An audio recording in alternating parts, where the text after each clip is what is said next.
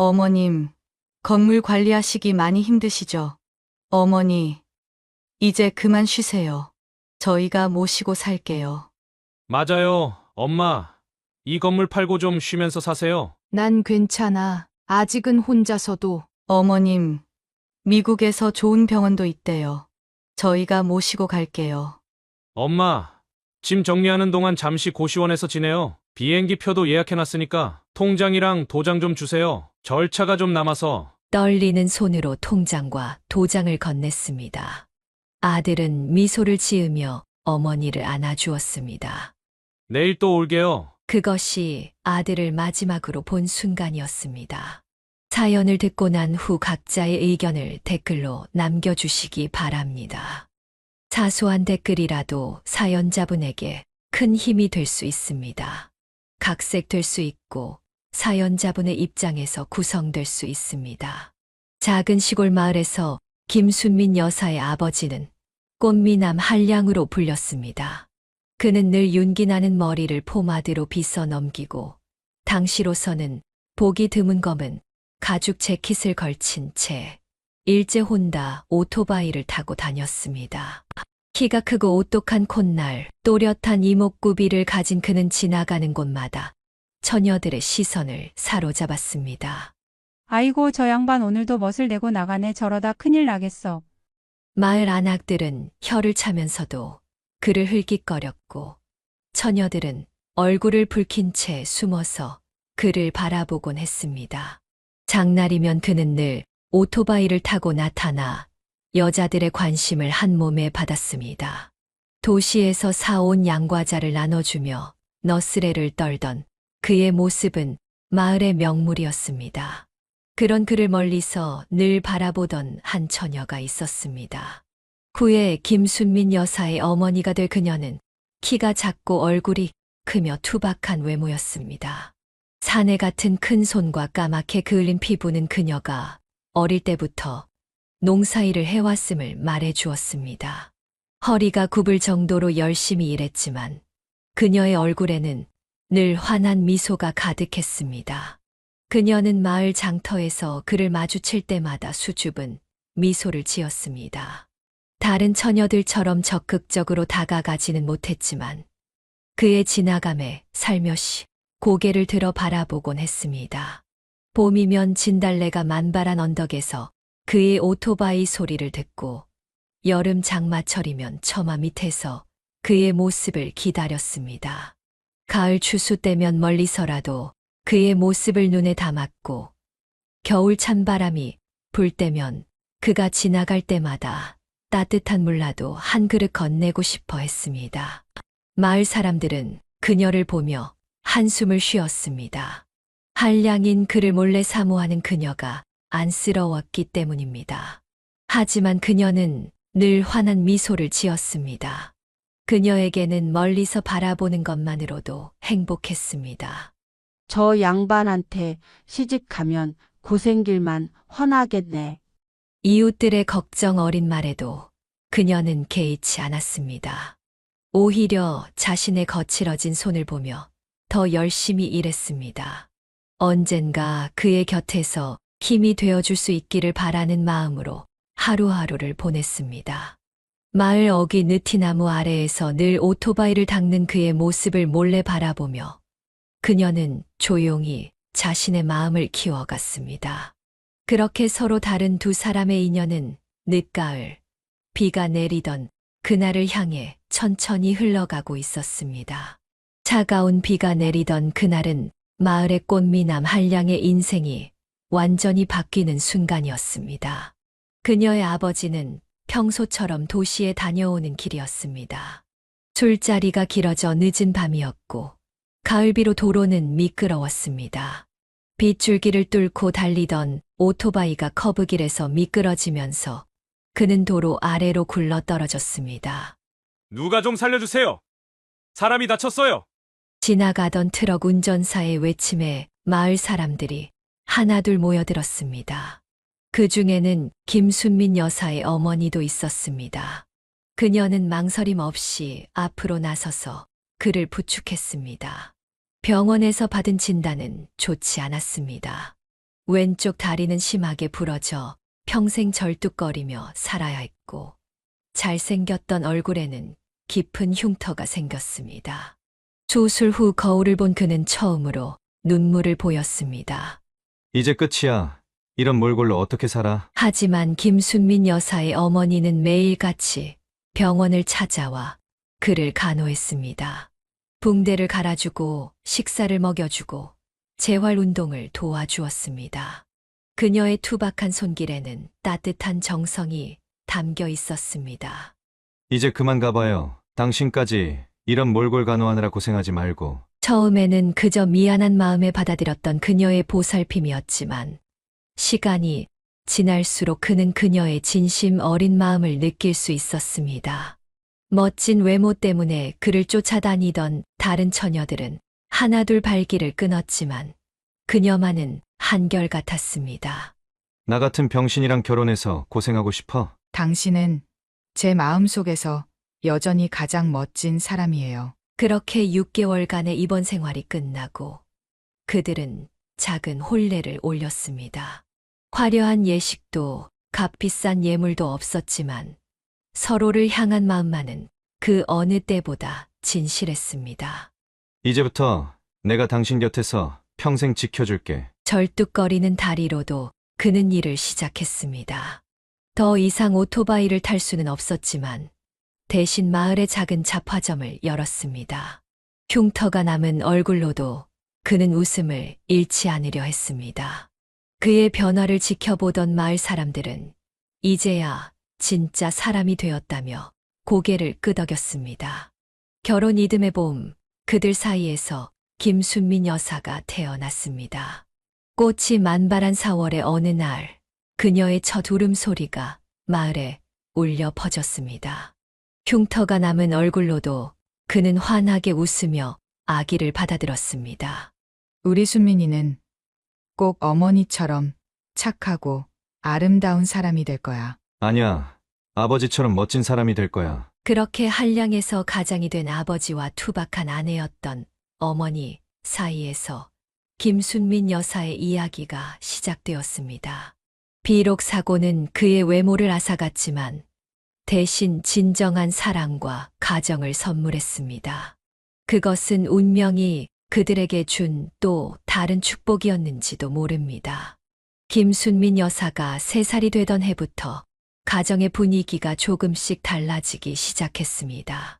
잡화점 운영이 시원찮다며 한숨 쉬던 아버지는 어느 날부터 도박에 손을 대기 시작했습니다. 처음에는 마을 어귀 느티나무 아래에서 하는 화투놀이 정도였습니다. 하지만 점차 도시의 도박장을 드나들기 시작했고 결국 잡화점 수입의 상당 부분을 잃게 되었습니다. 여보, 제발 그만해요. 순민이도 있는데. 어머니의 말에도 아버지는 귀를 기울이지 않았습니다. 오히려 도박 자금을 마련하기 위해 집안의 돈을 훔쳐가기 시작했습니다. 어머니가 고구마를 팔아 모은 돈이 사라지기도 하고 김장김치를 담그려고 준비해둔 돈이 없어지기도 했습니다. 아버지, 또 술 마셨어? 5살이 된 김순민 여사는 매일 밤 아버지의 만취한 모습을 보며 자랐습니다. 술에 취한 아버지는 마치 다른 사람처럼 변했습니다. 얼굴의 흉터가 더욱 붉게 달아오르고 절뚝거리는 다리로 휘청거리며 들어와서는 집안을 온통 뒤집어 놓았습니다. 돈 어딨어? 돈이 있을 거 아니야? 여보, 없어요. 다 생활비로 썼다고 했잖아요. 거짓말 하지 마! 그럴 때면 어머니는 어린 순민이를 방 안으로 밀어넣고 아버지의 폭력을 온몸으로 막아섰습니다. 방문 틈으로 새어나오는 어머니의 울음소리와 아버지의 고함소리는 어린 순민이의 가슴에 깊은 상처를 남겼습니다. 엄마, 울지 마. 어린 순민이는 이불 속에 숨어 귀를 막은 채 떨었습니다. 아침이 되면 어머니는 멍든 얼굴을 가리고 마치 아무 일도 없었다는 듯이 아침상을 차렸습니다. 아버지는 숙취에 시달리며 잠든 채로 있었고 그런 날이면 순민이는 아침밥도 먹지 않고 도망치듯 학교로 향했습니다. 순민아, 너네 아버지 또 도박하러 갔다며? 순민이 아버지, 어제 또 동네 망신시켰다면서? 이웃들의 수군거림은 날이 갈수록 커져갔습니다. 예전에는 꽃미남 한량이라며 너그럽게 봐주던 마을 사람들도 이제는 고개를 절레절레 흔들었습니다. 어린 순민이는 그런 소문들이 싫어서 골목길로만 다녔습니다. 난 절대로 아버지 같은 사람이랑은 결혼 안 할 거야. 10살이 되어갈 무렵 김순민 여사는 마음속으로 늘 이런 다짐을 했습니다. 술에 취해 폭력을 휘두르는 아버지의 모습은 그녀의 어린 마음속에 지울 수 없는 그림자를 드리웠습니다. 어머니는 남편의 폭력에도 불구하고 꿋꿋이 가정을 지키려 했습니다. 낮에는 장사를 하고 밤에는 이웃집 일을 도와주며 생활비를 벌었습니다. 하지만 아버지가 돈을 훔쳐 달아날 때마다 그녀의 어깨는 더욱 무거워졌습니다. 당신이 왜 이렇게 됐어요? 예전의 당신으로 돌아와줘요. 어느 날 밤 어머니의 흐느끼는 소리를 들으며 김순민 여사는 처음으로 자신의 존재를 원망했습니다. 자신 때문에 어머니가 이혼도 못하고 이런 고통을 참고 있다고 생각했기 때문입니다. 그렇게 불안과 공포, 원망이 뒤섞인 그늘 속에서 김순민 여사의 어린 시절은 흘러갔습니다. 한때는 마을에서 가장 멋진 남자였던 아버지는 이제 마을의 주정뱅이로 전락했고 그의 흉터난 얼굴은 더 이상 사랑스럽지 않은 공포의 대상이 되어버렸습니다. 그해 여름은 유난히도 뜨거웠습니다. 김순민 여사가 12살이 되던 해였습니다. 아버지의 도박 빚은 날이 갈수록 늘어만 갔고 어머니는 그 빚을 갚기 위해 2중, 3중의 노동을 해야만 했습니다. 순민아, 이번 주까지만 참아. 운동회 때는 꼭 새 고무신 신기게 해줄게. 땀으로 범벅이 된 얼굴로 어머니는 약속했습니다. 다른 친구들은 모두 흰색 운동화를 신고 다녔지만 김순민 여사는 달아빠진 고무신을 신고 다녔습니다. 양말도 기워 신었습니다. 엄마, 그냥 이거 신을게요. 너무 덥잖아요. 아니야. 우리 순민이 이번 운동회 때는 예쁜 신발 신고 달리는 모습 보고 싶어. 그날도 어머니는 새벽부터 일을 나갔습니다. 마을 장터에서 채소를 팔고 점심때는 인근 농가의 일손을 도왔습니다. 오후가 되자 땡볕은 더욱 맹렬히 내리쬐냈습니다. 논에서 일하던 다른 일꾼들은 하나둘 그늘로 피했지만 어머니는 쉬지 않았습니다. 이제 그만하고 들어가시지. 조금만 더 할게요. 오늘 품삯 받으면 순민이 신발 살 수 있어요. 허리를 펴지도 못한 채 논바닥을 기어다니며 김을 매던 어머니는 갑자기 휘청거리기 시작했습니다. 얼굴이 새빨갛게 달아올랐고 온몸에서는 식은땀이 흘렀습니다. 괜찮으세요? 예, 잠깐만요. 그러나 그것이 어머니의 마지막 말이 되고 말았습니다. 어머니는 그 자리에서 그대로 쓰러졌고 구급차가 도착했을 때는 이미 숨을 거둔 후였습니다. 열사병이었습니다.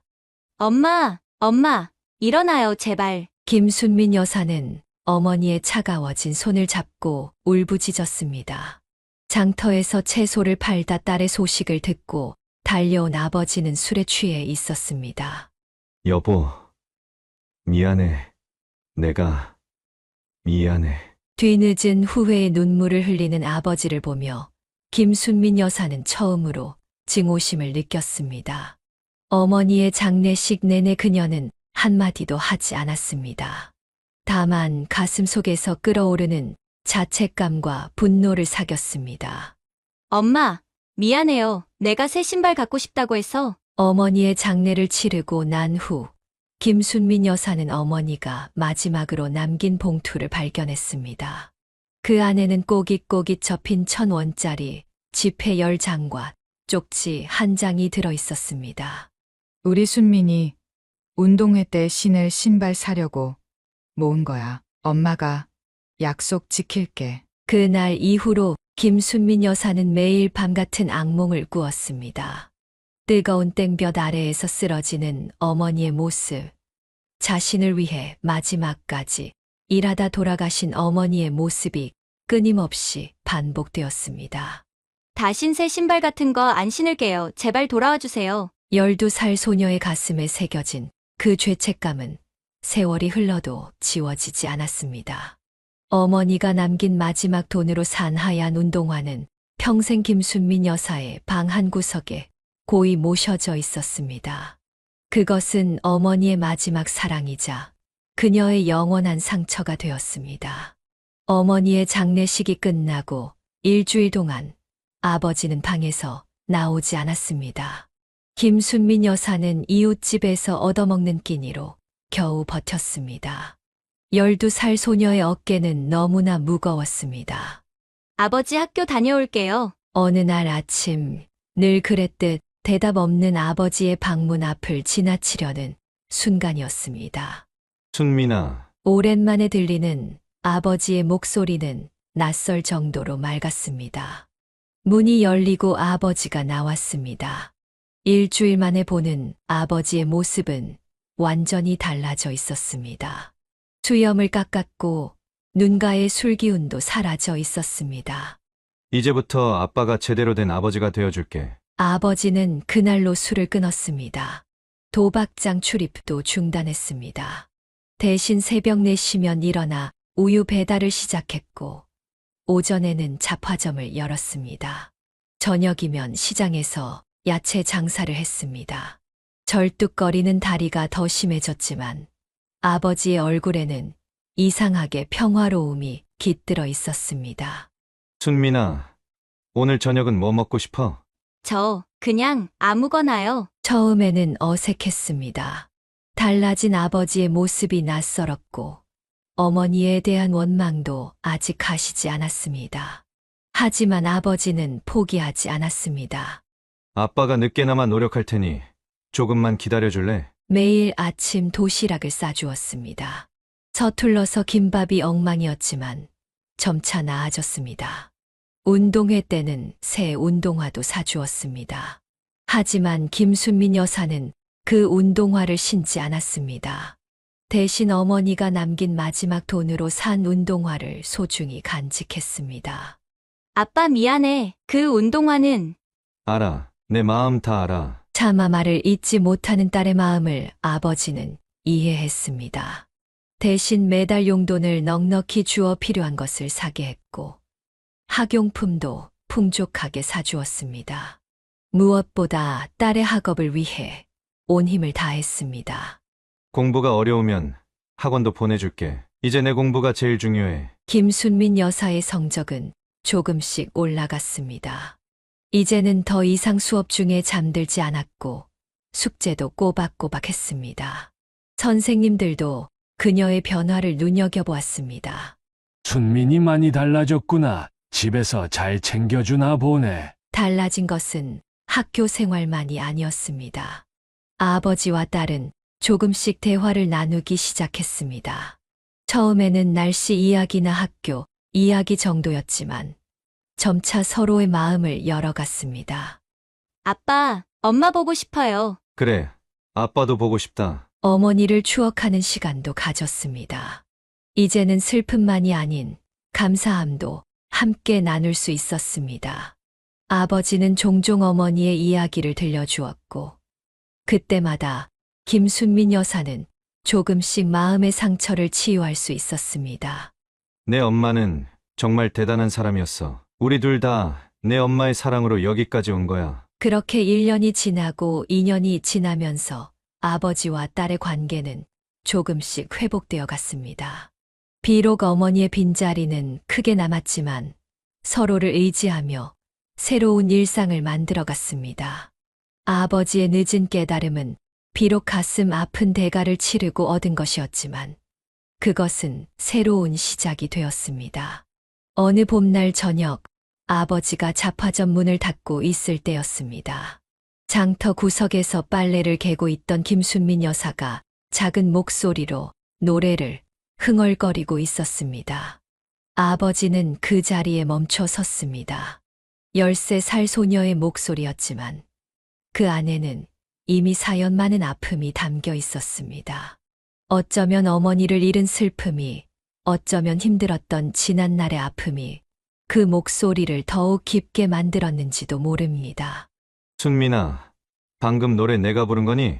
네, 라디오에서 자주 나와서 따라 부르다 보니 한 번만 더 불러볼래? 그날 이후 아버지는 딸의 노래하는 모습을 유심히 지켜보았습니다. 잡화점에서 물건을 정리할 때도, 빨래를 할 때도, 심지어 숙제를 할 때도 김순민 여사는 늘 노래를 흥얼거렸습니다. 아버지, 저 노래하고 싶어요. 왜 안 되겠어? 목소리가 참 좋구나. 다음 달 마을 장터에서 열린 작은 노래자랑에 아버지는 딸을 참가시켰습니다. 처음에는 부끄러워서 고개를 숙이고 있던 김순민 여사였지만 일단 노래를 시작하자 마치 다른 사람이 된 것처럼 당당해졌습니다. 장터에 모인 사람들은 깜짝 놀랐습니다. 13살 소녀의 입에서 나오는 트로트는 마치 수십 년의 세월을 담은 것처럼 깊이가 있었습니다. 그날 이후 마을의 크고 작은 행사에는 늘 노래하는 순민이 가 있었습니다.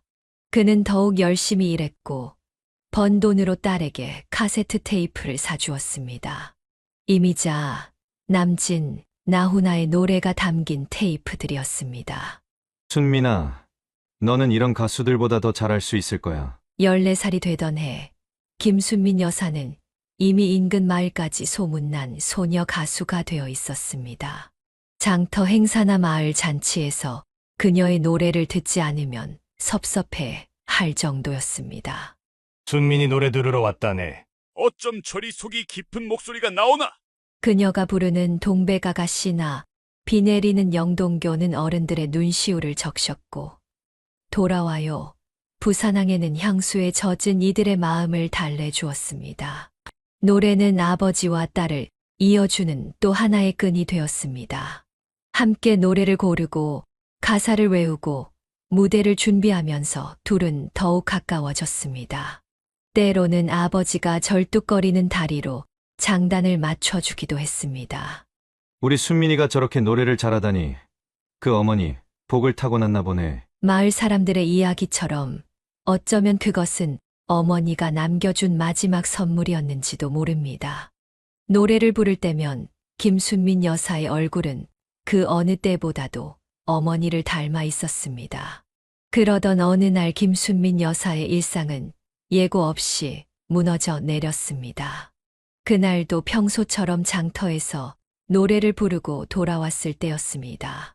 순민아, 아버지 좀 뵙자고 하시네. 아버지의 목소리가 어딘가 조심스러웠습니다.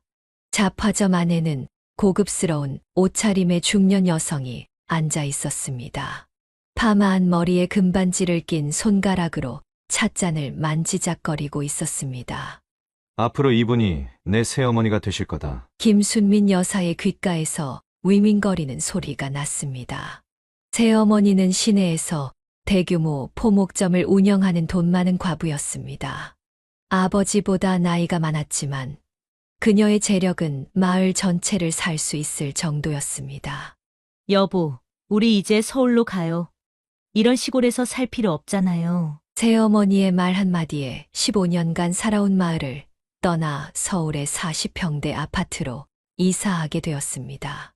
김순민 여사는 처음 보는 높은 건물과 낯선 환경에 적응하느라 힘들었습니다.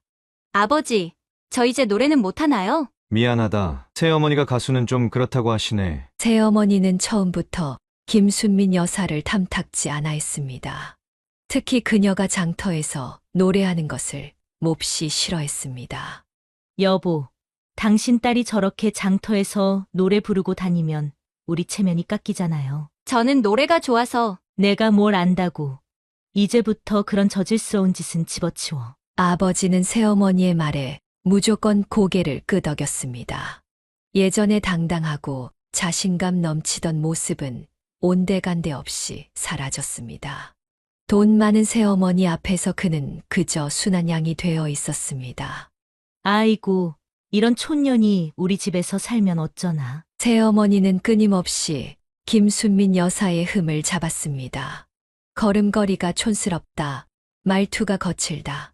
심지어 얼굴이 못생겼다는 말까지 서슴없이 내뱉었습니다. 결국 중학교 2학년이 되던 해봄, 새어머니는 결정적인 한마디를 했습니다. 여보, 이제 슬슬 아이를 가져야 하지 않을까요? 근데 순민이가 있으면 그날 저녁 아버지는 김순민 여사를 불렀습니다. 떨리는 손으로 봉투 하나를 내밀었습니다. 순민아, 미안하다. 당분간 너 혼자 살아야 할 것 같구나. 집에서 40분 거리의 작은 원룸이었습니다. 월세와 최소한의 생활비만 받으며 혼자 살아야 했습니다. 15살의 어린 나이에 홀로 서기를 시작해야 했습니다. 아버지, 저 잘할게요. 걱정하지 마세요. 떠나는 날, 김순민 여사는 홀로 짐을 쌌습니다. 어머니가 남긴 운동화와 몇 장의 카세트 테이프만을 챙겼습니다. 새어머니는 현관에서 등을 돌린 채 서 있었고, 아버지는 고개를 숙인 채 한마디도 하지 못했습니다. 원룸은 지하였습니다. 습기 찬 공기와 곰팡이 냄새가 가득했지만, 이제 이곳이 그녀의 집이었습니다. 밤이면 천장에서 들리는 발자국 소리에 잠을 설쳤고, 아침이면 차가운 이불을 껴안은 채 혼자 울었습니다. 엄마, 보고 싶어요. 매일 밤 어머니를 그리워하며 잠이 들었습니다. 이제는 더 이상 장터에서 노래를 부를 수도 없었고, 아버지와 대화를 나눌 수도 없었습니다. 한 달에 한 번 생활비를 받으러 갈 때면 새어머니의 차가운 눈초리를 피해 현관에서 돈을 받아야 했습니다. 20살 생일날 아침, 김순민 여사는 평소보다 일찍 현관을 나섰습니다. 매달 받던 생활비를 받으러 가는 날이었습니다. 하지만 이날은 달랐습니다. 이제 다 컸으니 알아서 살아라. 더 이상 생활비는 없다. 새어머니의 차가운 목소리와 함께 현관문이 쾅 하고 닫혔습니다. 귓가에 윙윙거리는 소리를 들으며 그녀는 한참을 계단에 서 있었습니다. 아버지는 안 계신가요? 떨리는 목소리로 물었지만 대답은 돌아오지 않았습니다. 지하 원룸으로 돌아온 그녀는 통장 잔고를 확인했습니다. 남은 돈은 고작 15만 원. 다음 달 월세도 내지 못할 금액이었습니다. 이제 어떡하지? 며칠을 고민하던 그녀는 결심을 했습니다. 예전처럼 노래로 살아가기로 한 것입니다. 하지만 이번에는 장터가 아닌 유흥가의 밤무대였습니다. 처음 면접을 보러 갔을 때 업주는 그녀를 위아래로 훑어보더니 한숨을 쉬었습니다. 얼굴이 저래서야 손님들이 좋아하겠나? 그래도 목소리만은 인정받았습니다. 밤 10시부터 새벽 4시까지 그녀는 무대에서 노래를 불렀습니다. 취객들의 야유와 몹쓸 장난도 견뎌야 했습니다. 야, 저 뚱뚱한 년은 뭐야? 얼굴도 크고. 에이, 목소리는 괜찮은데 성형 한번 하면 되겠어. 매일 밤 들리는 모욕적인 말들이 가슴에 피멍으로 남았습니다. 하지만 그녀는 꿋꿋이 노래를 이어갔습니다. 첫 달 월급으로 밀린 월세를 내고 조금씩 돈을 모으기 시작했습니다. 언니, 성형외과 한번 가봐요. 요즘은 많이 발달했다던데. 같이 일하는 언니의 말에 처음에는 고개를 저었습니다. 하지만 매일 밤 거울을 보며 자신의 얼굴을 마주할 때마다 흔들리기 시작했습니다. 엄마, 저 이제 제 얼굴 바꿔도 될까요? 결국 모은 돈으로 첫 번째 성형 수술을 받았습니다. 큰 얼굴을 조금 갸름하게 하고 넓은 코도 조금 높였습니다. 한 달의 회복 기간 동안 라면으로 끼니를 때워가며 견뎠습니다. 어머, 많이 예뻐졌네. 달라진 외모에 주변의 반응도 달라졌습니다. 하지만 그녀는 만족하지 않았습니다. 더 나은 모습이 되기 위해 다시 무대에 섰고 또다시 돈을 모았습니다. 이번에는 쌍꺼풀하고 턱도 좀 깎아볼까. 2년 동안 3번의 성형 수술을 받았습니다. 매번 수술 때마다 극심한 통증과 회복 과정을 견뎌야 했지만 그녀는 포기하지 않았습니다. 그 과정에서 노래 실력도 더욱 늘었습니다. 이제는 업소에서도 인정받는 가수가 되었습니다. 취객들의 모욕적인 발언도 줄었고 대우도 조금씩 나아졌습니다. 하지만 그녀의 마음 한구석에는 여전히 허전함이 자리 잡고 있었습니다. 아버지, 보고 싶다. 밤무대를 마치고 돌아오는 새벽길. 그녀는 종종 아버지의 아파트 앞을 서성였습니다. 하지만 한 번도 초인종을 누르지는 못했습니다. 대신 어머니가 남긴 운동화를 꺼내보며 위로를 받았습니다. 엄마, 저 이제 예뻐졌죠? 하지만 전 여전히 엄마를 닮고 싶어요. 그렇게 20살의 겨울부터 22살의 여름까지 김순민 여사는 홀로 자신의 길을 걸어갔습니다. 성형으로 바뀐 것은 외모뿐만이 아니었습니다. 그녀의 내면에도 강인한 의지가 자라나고 있었습니다. 그날도 평소와 다름없는 밤이었습니다. 김순민 여사는 무대에서 미워도 다시 한 번을 부르고 있었습니다. 그때 취객 한 명이 갑자기 무대로 올라왔습니다. 야, 너 내 노래 왜 뺏어? 이게 내가 신청한 노래라고.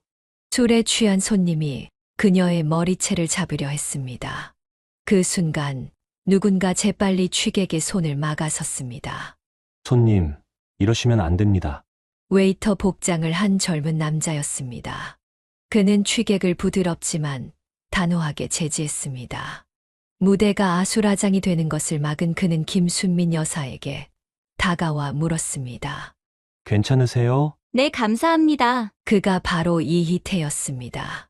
그는 이 업소의 새로운 웨이터였습니다. 그날 이후 이희태는 늘 무대 근처에서 그녀를 지켜보았습니다. 취객들의 실수를 미리 막아주기도 하고 때로는 물수건을 건네주기도 했습니다. 노래 정말 잘하시네요. 근데 왜 이런 데서 부르세요? 어느 날 퇴근길, 그가 물었습니다. 그의 눈빛에는 순수한 궁금증이 담겨 있었습니다. 저도 더 좋은 무대에서 노래하고 싶어요. 하지만 아직은 그날 밤 처음으로 김순민 여사는 자신의 이야기를 누군가에게 들려주었습니다. 어머니의 죽음, 아버지와의 이별, 강제 독립, 그리고 성형수술까지. 그동안 혼자 사귀었던 모든 이야기를 털어놓았습니다. 혼자서 정말 힘들었겠네요. 이희태의 말에는 진심 어린 위로가 담겨 있었습니다. 그도 자신의 이야기를 들려주었습니다. 가난한 집안에서 자라 일찍이 부모를 여인 것, 일본 유학의 꿈을 위해 밤에는 웨이터로 일하고 낮에는 일본어를 공부하는 것까지. 우리 동갑이네요? 네, 그러네요. 그날 이후 두 사람은 가끔 퇴근 후 포장마차에서 소주 한 잔을 나누었습니다. 서로의 꿈과 아픔을 나누는 사이가 되었고 점차 특별한 감정이 싹트기 시작했습니다. 순민 씨, 저 프로포즈 해도 될까요? 어느 봄날 벚꽃이 흩날리는 포장마차에서 이희태가 갑자기 말을 꺼냈습니다. 그의 손에는 작은 반지가 들려 있었습니다. 전 아무것도 없어요. 그래도 순민 씨와 함께라면 뭐든 할 수 있을 것 같아요. 일본에 가서 새로운 삶을 시작하고 싶어요. 순민 씨도 거기서 노래를 계속하면 좋을 것 같고. 김순민 여사는 잠시 말을 잊었습니다. 그의 진심 어린 고백에 가슴이 떨렸습니다. 저 별로 예쁘지도 않고 성형도 많이 했고 순민 씨가 얼마나 아름다운 사람인지 전 다 알아요. 그 모든 상처와 용기가 순민 씨를 더 빛나게 만들어요. 눈물이 흘렀습니다. 오랜 시간 홀로 견뎌온 그녀의 마음을 누군가 이토록 따뜻하게 안아준 것은 처음이었습니다. 네, 같이 가요. 일본에. 그렇게 두 사람은 서로의 상처를 보듬으며 새로운 미래를 꿈꾸기 시작했습니다. 이희태의 따뜻한 마음은 김순민 여사의 얼어붙었던 마음을 녹였고 그녀는 드디어 진정한 사랑을 알게 되었습니다. 김순민 여사와 이희태는 작은 예식장에서 혼례를 올렸습니다. 하객은 많지 않았지만 서로를 바라보는 두 사람의 눈빛만큼은 어느 누구보다 행복했습니다. 여보, 일본에 가면 처음엔 힘들 거예요. 괜찮아요. 당신이 있잖아요. 이태는 이미 3년 전부터 일본 유학을 준비해 왔습니다. 사촌형의 제안으로 도쿄의 한 무역회사에서 일하기로 했습니다. 더구나 당시 일본에서는 한국의 트로트가 엔카라는 이름으로 인기를 얻고 있었습니다. 여보, 혹시 오사카 한인촌 알아요? 거기 코리아타운에 우리 노래가 많이 울려 퍼진대요. 새 신랑은 아내를 위해 꼼꼼히 정보를 수집했습니다. 오사카의 이쿠노구는 제1교포들이 많이 사는 곳이었고, 거기에는 한국 가요를 부를 수 있는 무대도 여러 곳 있었습니다. 결혼 한 달 후 두 사람은 일본행 배를 탔습니다. 이태는 도쿄에서 무역회사 일하면서 경영학을 공부하기로 했고, 김순민 여사는 근처 한인촌에서 노래를 부르기로 했습니다. 이쿠노구에서 시작해서 천천히 일본 무대로 나가면 될 거예요. 처음에는 모든 것이 낯설었습니다. 언어도 음식도 문화도 달랐습니다.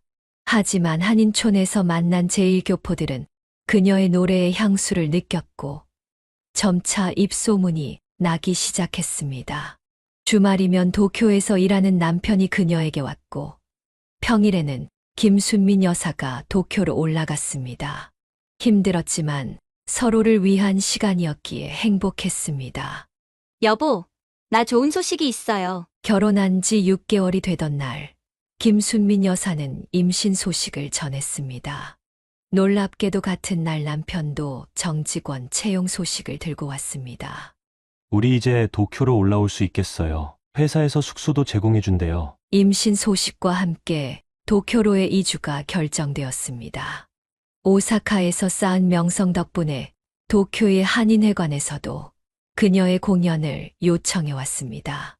아기가 생겼다고 해서 노래를 포기할 필요는 없잖아요. 남편의 전폭적인 지지 속에 김순민 여사는 임신 중에도 조심스럽게 공연을 이어갔습니다. 때로는 입덧을 하면서도 무대에 섰고 배가 불러올수록 더욱 깊어진 감성으로 관객들의 마음을 사로잡았습니다. 이제 정말 행복해질 수 있겠죠? 도쿄의 작은 맨션에서 새 삶을 시작하며 두 사람은 더없이 행복한 나날을 보냈습니다. 주말이면 요요기 공원을 산책하고 긴자의 거리를 걸으며 아기의 이름을 고르기도 했습니다. 우리 아기는 아버지처럼 든든하고 어머니처럼 노래도 잘하겠죠? 임신 6개월 그녀의 배는 날로 불러왔고 도쿄의 봄은 그 어느 때보다 아름다워 보였습니다. 하지만 그들은 알지 못했습니다. 이 행복이 얼마나 짧을지를. 도쿄를 강타한 지진은 그들의 행복을 순식간에 앗아갔습니다. 임신 7개월째였던 김순민 여사는 그날 아침 일찍 한인회관에서 있을 공연 준비를 위해 먼저 나섰고 이태는 조금 더 자고 출근하기로 했습니다. 여보, 난 먼저 나갈게. 오늘 리허설이 있어서. 응. 조심히 가. 저녁에 봐. 이것이 남편과 나눈 마지막 대화가 되었습니다. 한인회관에서 리허설을 하던 중 갑자기 땅이 흔들리기 시작했습니다. 처음에는 작은 진동이었지만 순식간에 건물 전체가 흔들렸습니다. 모두 밖으로 나가세요, 빨리. 한인회관은 다행히 견고한 건물이었습니다. 모두가 무사히 대피했지만 김순민 여사의 마음은 불안했습니다. 남편이 있는 맨션이 오래된 건물이었기 때문입니다. 여보, 전화 좀 받아줘. 하지만 전화는 연결되지 않았습니다. 지진이 잠잠해지자마자 그녀는 택시를 타고 맨션으로 향했습니다. 도로는 이미 혼잡했고 군데군데 건물이 무너져 있었습니다. 저기 사는데 제발. 맨션이 있던 자리에는 폐허만이 남아 있었습니다. 6층짜리 건물이 마치 종이처럼 구겨져 있었습니다. 구조대원들이 이미 현장에서 작업을 하고 있었습니다.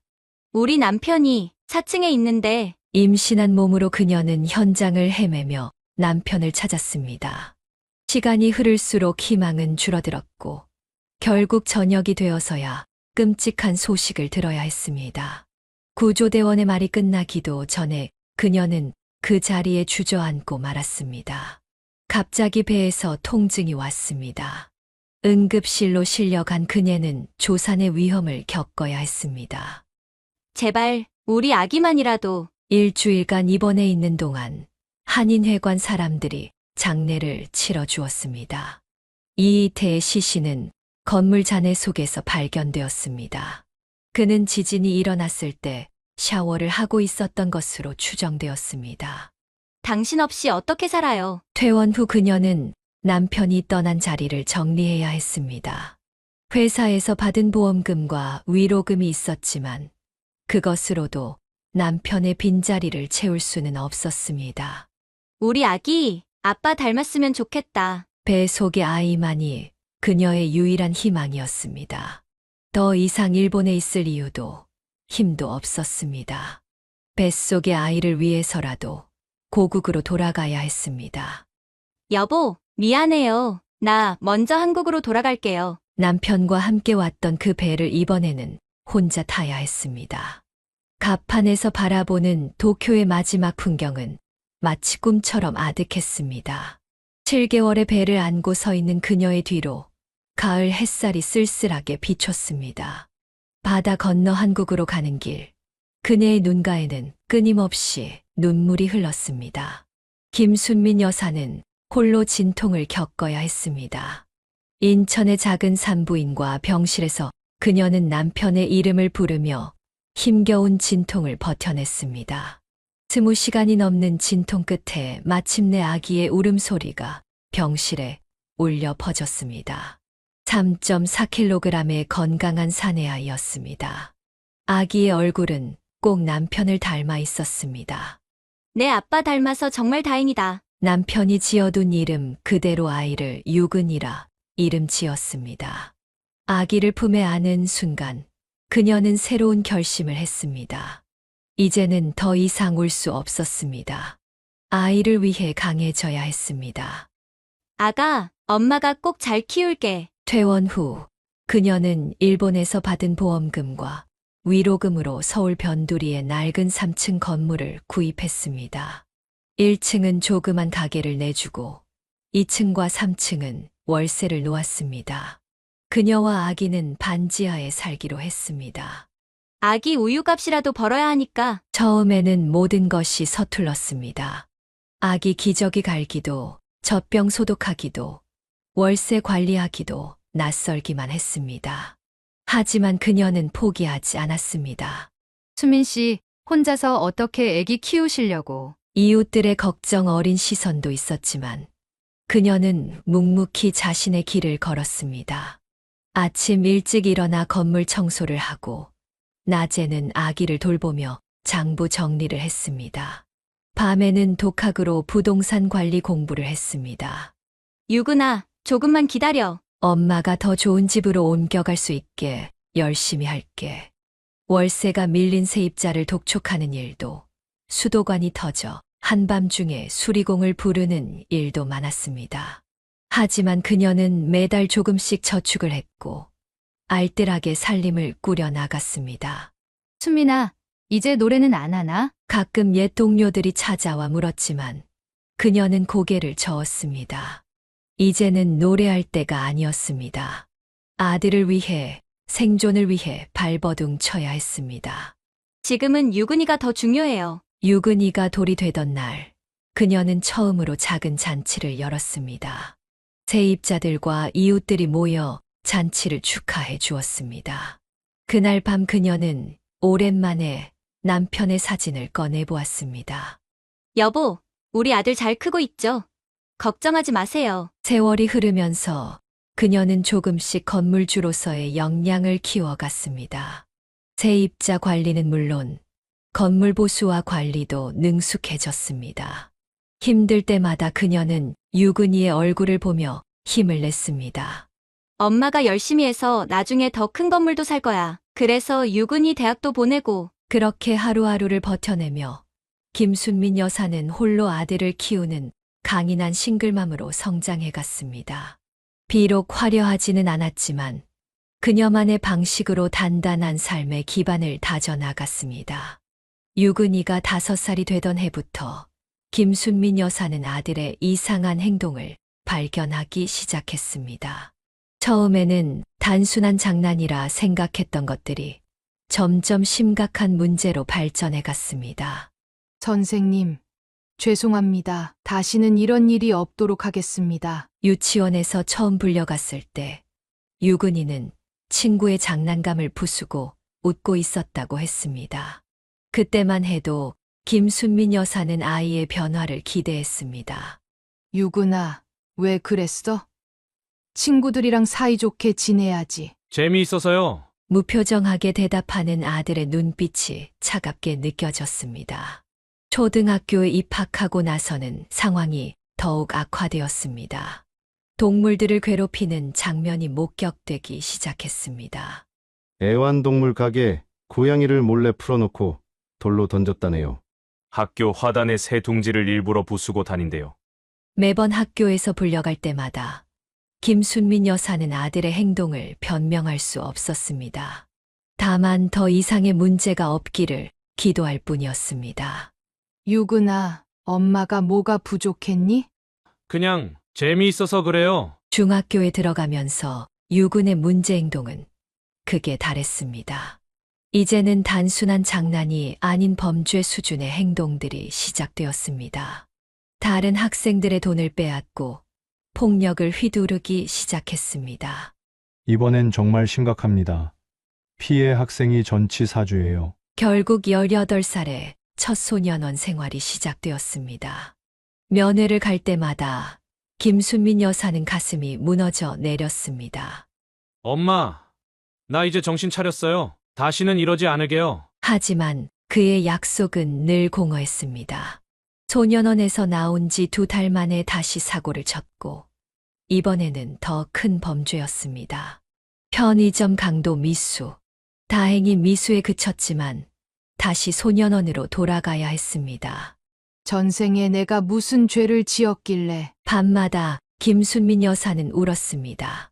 남편의 사진을 보며 매일 밤 속삭였습니다. 20살이 되던 해 유근은 마침내 성인 교도소에 수감되었습니다. 이번에는 조직폭력배와 연루되었습니다. 엄마, 미안해요. 근데 나 돈 좀 붙여줘요. 면회실에서 만난 아들은 여전히 반성의 기미가 없었습니다. 오히려 교도소 생활을 자랑스럽게 여기는 듯했습니다. 난 이제 조직에서 인정받았어요. 형님들이 잘 봐주신대요. 그의 말을 들으며 김순민 여사는 자신의 모든 희생이 물거품이 된 것 같았습니다. 힘들게 모은 재산의 상당 부분이 아들의 합의금과 벌금으로 나가버렸습니다. 내가 뭘 잘못한 걸까? 전문가들은 부친의 부재가 원인일 수 있다고 했습니다. 하지만 그녀는 알고 있었습니다. 그것은 단순한 문제가 아니었습니다. 아들의 눈빛에는 태어날 때부터 무언가 다른 것이 있었습니다. 그렇게 유근은 25이 될 때까지 교도소와 바깥을 들락날락했고 그때마다 김순민 여사의 가슴에는 더 깊은 상처가 새겨졌습니다. 그러다 갑자기 어느 겨울 김순민 여사는 이상한 증상을 느끼기 시작했습니다. 처음에는 단순한 피로라고 생각했습니다. 아들의 교도소 면회를 다니느라 지친 탓이라 여겼습니다. 이상하다. 손이 자꾸 떨리네. 어느 날 아침 커피잔을 들다가 그녀는 자신의 오른손이 미세하게 떨리는 것을 발견했습니다. 처음에는 대수롭지 않게 여겼지만 시간이 갈수록 증상은 더욱 뚜렷해졌습니다. 아줌마, 머리가 많이 빠지시는 것 같은데. 세입자가 걱정스럽게 말했습니다. 거울을 보니 정수리 부근에 동그랗게 머리가 빠진 자리가 보였습니다. 원형 탈모였습니다. 스트레스성이라는 의사의 진단이었습니다. 괜찮아요. 모자라도 쓰면 되죠 뭐. 하지만 점점 더 많은 증상들이 나타났습니다. 걸을 때 한쪽 다리가 자주 끌렸고 표정이 굳어지는 것 같았습니다. 글씨를 쓸 때면 손이 더욱 심하게 떨렸습니다. 김순민님, 파킨슨병 초기 증상으로 보입니다. 대학병원 신경과 의사의 진단은 청천벽력 같았습니다. 아직 55밖에 되지 않은 나이였습니다. 의사는 스트레스가 발병을 앞당겼을 수 있다고 했습니다. 완치는 불가능한가요? 아니요. 하지만 약물로 증상을 조절하면서 관리할 수는 있습니다. 그날 이후 그녀의 가방에는 늘 여러 가지 약들이 들어 있었습니다. 아침, 점심, 저녁으로 먹어야 하는 약들. 시간을 어기면 안 되는 약들. 그녀의 하루는 약 복용 시간표에 맞춰 돌아가기 시작했습니다. 엄마, 왜 이렇게 떨어요? 교도소 면회실에서 아들은 어머니의 달라진 모습을 발견했습니다. 하지만 그는 여전히 자신의 문제와 돈 이야기만 했습니다. 그의 무심한 태도에 그녀의 병은 더욱 빠르게 진행되는 것만 같았습니다. 이제는 계단도 조심해서 올라가셔야 해요. 난간을 꼭 잡고 다니세요. 건물 관리도 점점 힘들어졌습니다. 예전처럼 재빠르게 움직일 수 없었고 세입자들을 만나는 것도 부담스러워졌습니다. 떨리는 손과 굳어가는 표정이 쉬었습니다. 매일 아침 거울을 보며 표정 운동을 했습니다. 의사가 알려준 대로 얼굴 근육을 움직이고 손 운동을 했습니다. 하지만 시간이 갈수록 모든 것이 더욱 힘들어졌습니다. 뇌 속에 도파민이 부족해서 생기는 병이라고 했습니다. 그녀는 웃었습니다. 아들을 키우며 겪은 수많은 고통이 결국 뇌를 갉아먹은 것 같았습니다. 그래도 살아야지. 아직 할 일이 남았으니까. 혼자서 약을 꺼내 먹는 것도 힘들어졌지만 그녀는 포기하지 않았습니다. 떨리는 손으로 약봉지를 열고 굳어가는 입으로 약을 삼키며 그녀는 하루하루를 버텨냈습니다. 봄이 오면 공원에 나가 걸었습니다. 느리게, 아주 느리게. 가을이면 단풍을 보러 갔습니다. 비록 예전처럼 멀리 가지는 못했지만 그녀는 자신만의 방식으로 삶을 이어나갔습니다. 병을 이기진 못해도 받아들일 수는 있어. 그렇게 그녀는 파킨슨병과 함께 사는 법을 배워갔습니다. 떨리는 손과 굳어가는 몸을 받아들이며 그녀는 또 다른 삶의 방식을 찾아가고 있었습니다. 아들은 3년형을 마치고 출소했습니다. 이번에는 달라진 것처럼 보였습니다. 엄마, 이제 정신 차렸어요. 미국 가서 공부도 하고 싶고 새 삶을 살고 싶어요. 파킨슨병으로 힘들어하는 어머니 앞에서 그는 처음으로 진지한 모습을 보였습니다. 김순민 여사는 마지막이라는 심정으로 적금을 깨서 아들의 미국행을 지원했습니다. 제발 잘 살아라. 로스앤젤레스의 한 어학원에 등록한 유그는 처음 몇 달은 정말 열심히 살았습니다. 매주 전화도 했고 어머니의 병을 걱정하는 문자도 보냈습니다. 하지만 그것도 잠시였습니다. 엄마, 사업 기회가 생겼어요. 한인타운에서 식당을. 또다시 돈을 요구하기 시작했습니다. 어머니가 보내준 사업 자금은 도박으로 날렸고 한인사회에서 사기 행각을 벌이다 경찰의 수배를 받게 되었습니다.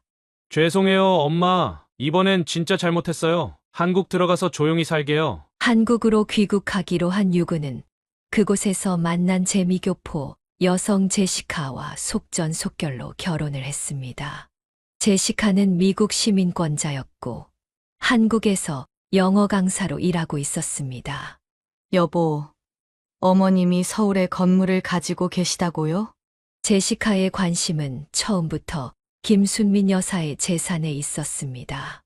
그녀 역시 로스앤젤레스에서 도박빚에 시달리다 한국으로 도피 온 상태였습니다. 그래요. 우리 엄마가 평생 모은 거예요. 그 건물만 있으면 우리도 미국에서 새 삶을 시작할 수 있을 텐데. 두 사람은 서로의 목적을 알면서도 모른 척했습니다. 유근의 전과 기록과 제시카의 도박빚, 그리고 김순민 여사의 건물. 모든 것이 맞아떨어졌습니다. 여보, 우리 어머님 모시고 미국 가서 살면 어떨까요? 파킨슨병 치료도 미국이 더 좋을 거고. 그렇게 그들은 완벽한 계획을 세웠습니다. 제시카는 자신의 시민권을 미끼로 유근을 미국으로 데려갈 수 있었고, 유근은 어머니의 건물을 노릴 수 있었습니다. 엄마, 이쪽은 제 와이프예요. 미국에서 만났어요. 김순민 여사는 놀랐습니다. 아들이 미국에 있는 동안 어떻게 미국에서 와이프를 만났는지 이해할 수 없었습니다.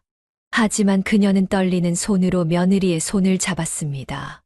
어머님, 건물 관리하시기 많이 힘드시죠? 며느리의 말투는 다정했지만 어딘가 계산적인 느낌이 들었습니다. 그들은 매일같이 찾아와 어머니를 걱정하는 척했습니다.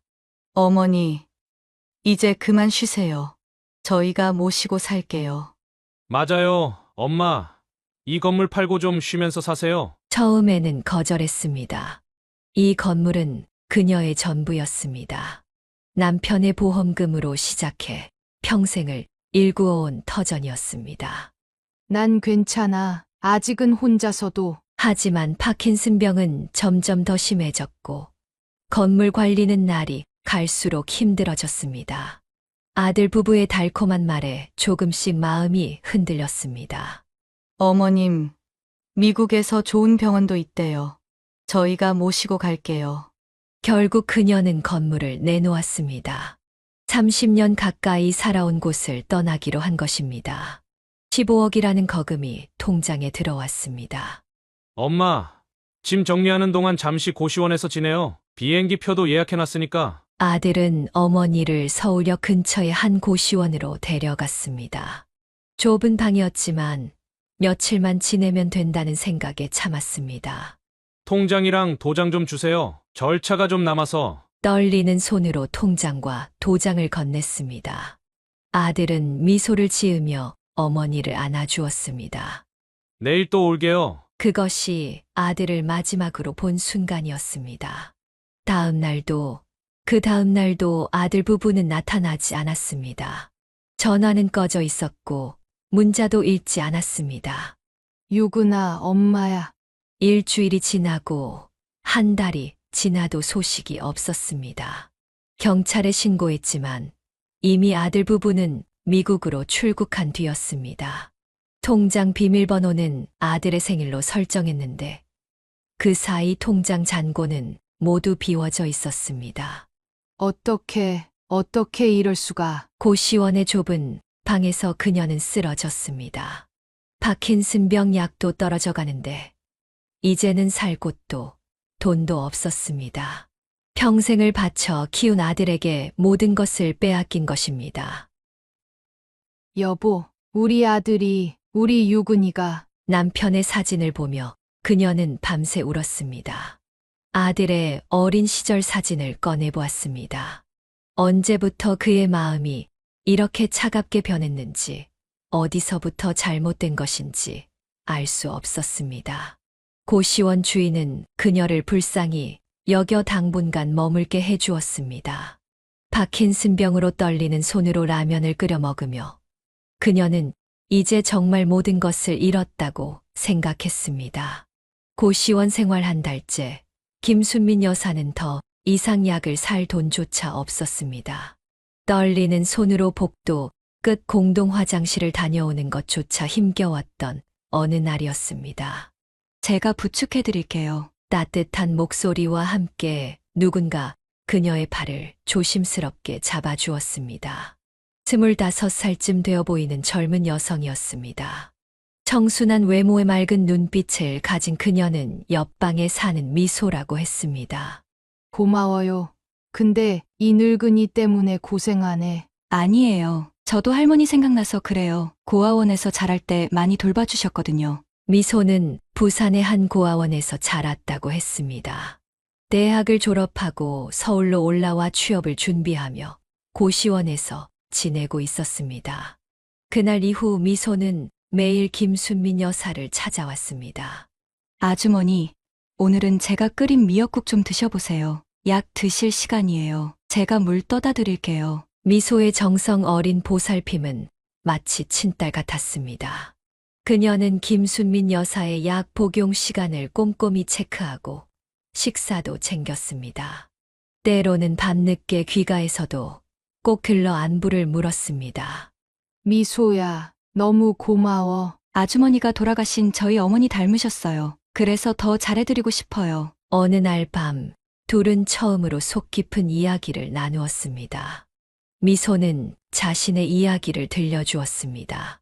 생후 100일 때 고아원 앞에 버려졌다는 것, 할머니처럼 따르던 보육원 선생님이 돌아가신 후 더욱 외로웠다는 것, 그래도 열심히 공부해서 대학까지 졸업했다는 것까지.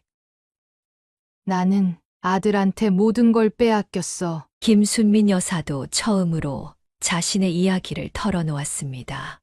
일본에서 남편을 잃은 일, 홀로 아들을 키우며 고생한 일, 그리고 결국 아들에게 배신당한 일까지.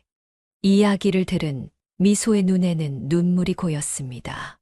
아주머니, 이제부터는 제가 딸이 되어드릴게요. 그 말에 김순민 여사도 눈물을 흘렸습니다. 친자식에게 버림받은 어머니와 버려진 아이, 두 사람의 상처는 서로를 보듬어 주었습니다. 내가 힘들 때 내가 나타난 걸 보면 하늘이 너를 보내준 것 같아. 미소는 취업 준비를 하면서도 틈틈이 파트타임 일을 해서 김순민 여사의 약값을 보태주었습니다. 때로는 밤늦게까지 편의점 알바를 하고 돌아와서도 꼭 들러 약을 챙겨주었습니다. 아주머니, 제가 취직하면 꼭 모시고 살 거예요. 그런 걱정은 하지 마. 너는 내 앞길을 걱정해야지. 하지만 미소는 매일같이 김순민 여사에게 희망을 심어주었습니다. 둘은 이제 서로에게 없어서는 안 될 존재가 되어 있었습니다. 고시원의 좁은 방에서도 그들은 새로운 가족을 만들어가고 있었습니다. 고시원 생활이 석 달째 되던 어느 날, 한 통의 전화가 걸려왔습니다. 아버지가 위독하다는 소식이었습니다. 동네 이웃이었던 아주머니의 전화였습니다. 새어머니가 일주일 전 갑작스러운 심장마비로 세상을 떠났고, 그 충격으로 아버지의 건강도 급격히 나빠졌다고 했습니다. 미소의 부축을 받으며 병원으로 향했습니다. 중환자실 침대에 누워있는 아버지는 몰라보게 야위어 있었습니다. 파킨슨병으로 떨리는 손으로 아버지의 손을 잡았습니다. 아버지, 순민아, 산소 마스크 너머로 들리는 아버지의 목소리는 가늘었습니다. 그는 힘겹게 딸의 손을 꼭 쥐었습니다. 미안하다. 모든 게 내 잘못이었다. 그것이 아버지의 마지막 말이었습니다. 다음 날 새벽, 아버지는 조용히 숨을 거두었습니다. 장례를 치르는 내내 김순민 여사는 복잡한 감정에 휩싸였습니다. 아버지, 이제 편히 쉬세요. 장례를 마치고 일주일이 지났을 때 예상치 못한 소식이 날아들었습니다. 새어머니의 유산에 관한 것이었습니다. 김순민 씨, 새어머님께서 모든 재산을 아버님께 상속하신 것으로 확인됐습니다. 그리고 아버님은 전 재산을 따님께 물려주셨습니다. 법무사의 설명에 따르면 새어머니는 자식이 없었기에 모든 재산을 남편에게 상속했고, 아버지는 생전에 이미 유언장을 작성해 전 재산을 김순민 여사에게 남긴 것이었습니다.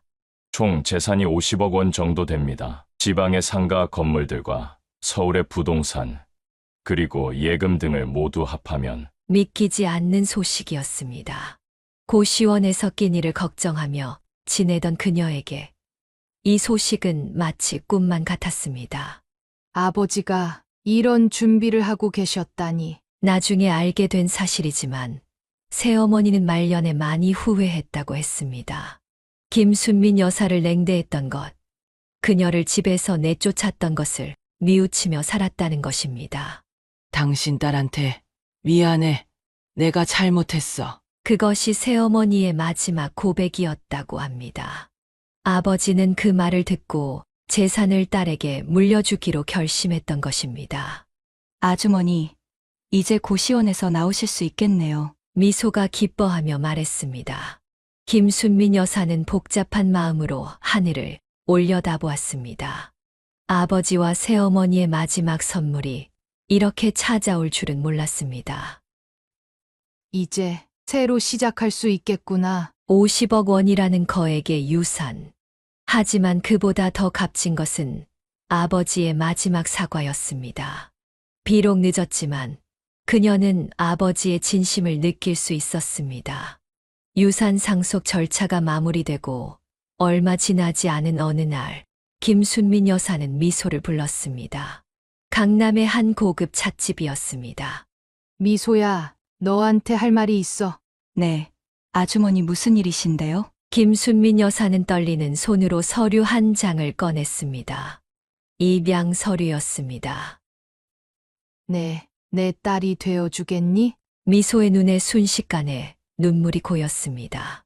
정말 괜찮으시겠어요? 이제 나도 내가 필요해. 친딸처럼 너를 사랑하고 싶어. 성인 입양의 절차는 생각보다 복잡했습니다. 서류 준비에 몇 달이 걸렸고 미소의 고아원 기록과 호적 정리에도 시간이 필요했습니다. 하지만 두 사람은 차근차근 준비해 나갔습니다.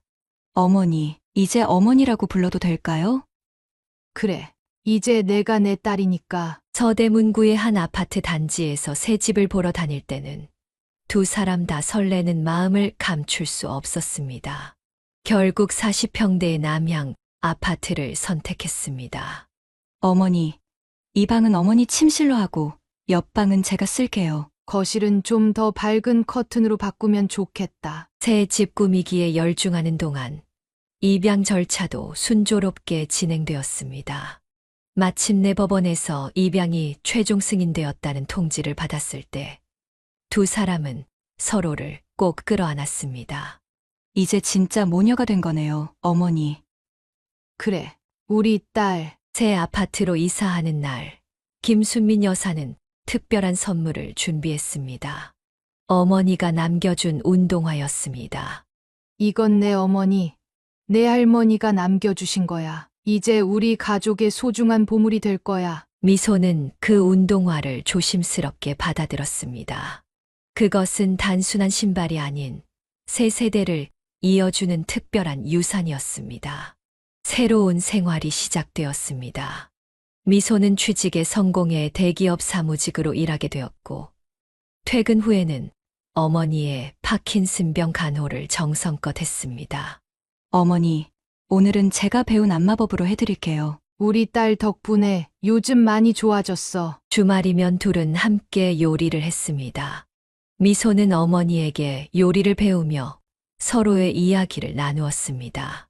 김순민 여사의 젊은 시절 이야기, 미소의 고아원 생활 이야기, 그리고 앞으로의 꿈 이야기까지. 어머니, 저도 나중에 어머니처럼 좋은 엄마가 되고 싶어요. 넌 이미 최고의 딸이야. 유근이가 남긴 상처는 여전히 아팠지만 미소와 함께하는 새로운 삶은 그 아픔을 조금씩 치유해 주었습니다. 혈연으로 맺어진 가족보다 더 깊은 사랑과 신뢰로 두 사람은 진정한 모녀가 되어갔습니다. 평화로운 일상을 보내던 어느 날이었습니다. 현관 초인종이 요란하게 울렸습니다. 엄마, 문 좀 열어주세요. 저예요, 유근이에요. 미소가 문을 열자 유근과 제시카가 서 있었습니다.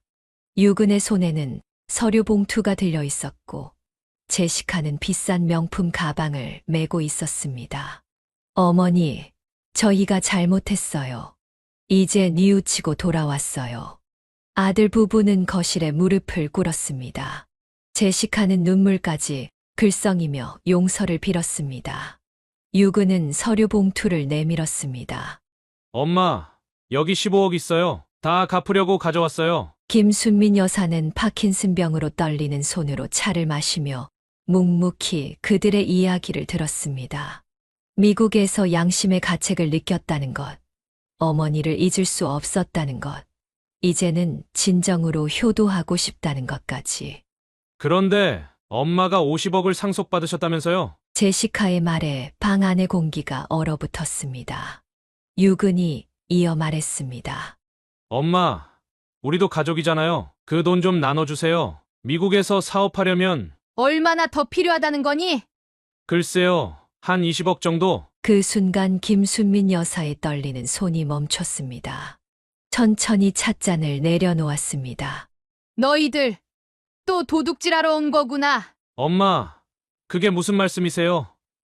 저희는 진심으로. 진심, 내가 알기나 하는 말이니? 김순민 여사는 천천히 일어났습니다. 파킨슨병 때문에 몸은 떨렸지만 목소리만큼은 단단했습니다.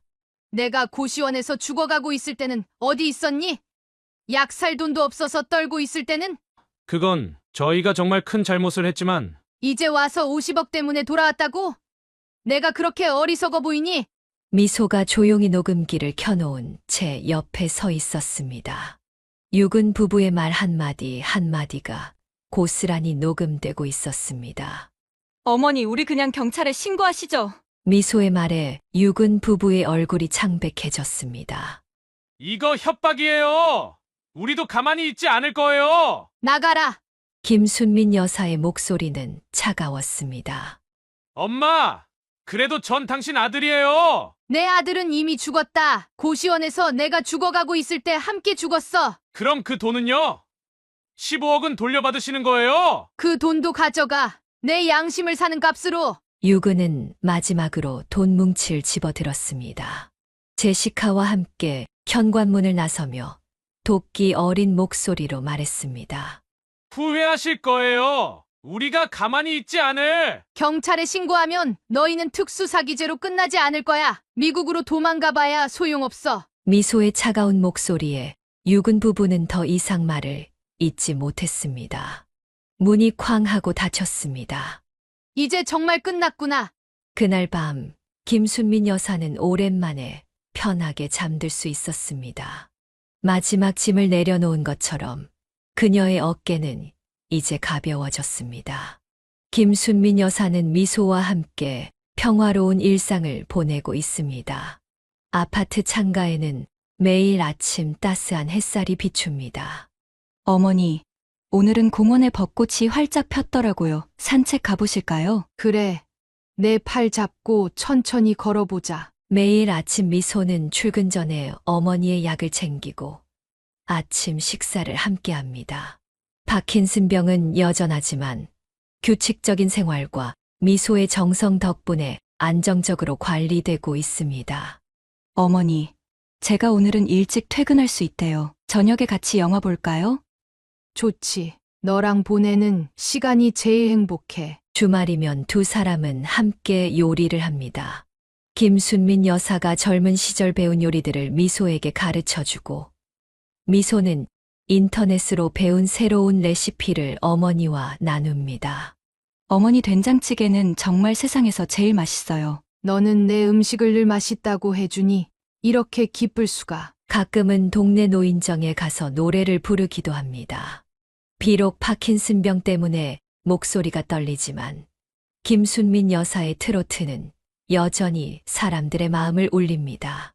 미소는 회사에서 승진도 하고 때로는 해외 출장도 다녀옵니다. 하지만 언제나 어머니를 먼저 생각합니다.